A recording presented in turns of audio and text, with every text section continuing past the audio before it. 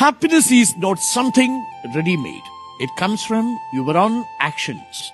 സന്തോഷം എന്നത് ഒരിക്കലും മുൻകൂട്ടി തയ്യാറാക്കി വെച്ചിരിക്കുന്ന ഒന്നല്ല. അത് നാം ഓരോരുത്തരുടെയും സ്വന്തം പ്രവൃത്തികളിൽ നിന്നാണ് വരുന്നത്. ടിബറ്റൻ ആത്മീയാചാര്യൻ ദലൈലാമയുടെ വാക്കുകളാണിത്. സത്യമല്ലേ? സന്തോഷം ഒരിക്കലും വെറുതെ ലഭിക്കുന്ന ഒന്നല്ല.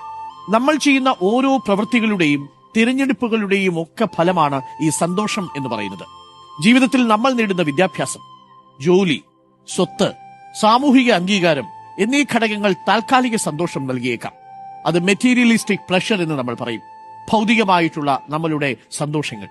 എന്നാൽ നാം കൈമുതലാക്കുന്ന കുറെ നല്ല ശീലങ്ങൾ, ജീവിത രീതികൾ, നല്ല സ്വഭാവ ഗുണങ്ങൾ, സഹജീവികളോടുള്ള അനുകമ്പ, ഇവയിലെല്ലാം നമുക്ക് സന്തോഷം കണ്ടെത്താൻ കഴിയും.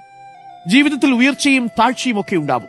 നഷ്ടപ്പെട്ടു പോകുമെന്ന് നമ്മൾ ഭയക്കുന്നത് ഈ പറയുന്ന ഭൗതികമായിട്ടുള്ള സന്തോഷമായിരിക്കും. നിങ്ങൾക്ക് പണം കൊണ്ട് സന്തോഷത്തെ വാങ്ങാൻ കഴിയില്ല. ദലൈലാമ പറയുന്നത് പോലെ അത് റെഡിമെയ്ഡായ ഒരു ഉൽപ്പന്നമേ അല്ല. ഒരു ചെറു പ്രവൃത്തിയിൽ പോലും ചെറിയ സന്തോഷം കണ്ടെത്താൻ കഴിയും. മനസ്സ് ശുദ്ധമാക്കി വെക്കുകയും നല്ല ശീലങ്ങൾ നിങ്ങൾക്കുണ്ടാവുകയും ചെയ്താൽ.